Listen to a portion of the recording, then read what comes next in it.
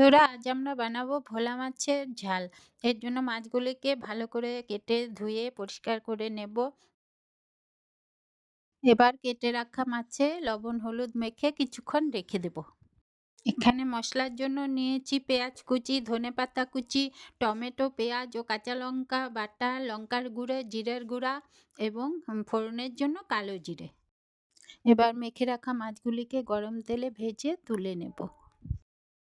কালো জিরে ফোড়ন দিয়ে পেঁয়াজ কুচি দিয়ে পেঁয়াজগুলোকে লাল লাল করে ভেজে নেব।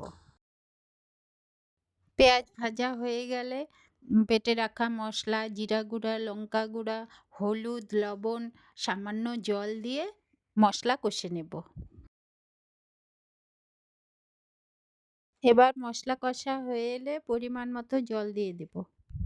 ঝোল ফুটে এলে সামান্য চিনি আর চেরা কাঁচা লঙ্কা দিয়ে দেব।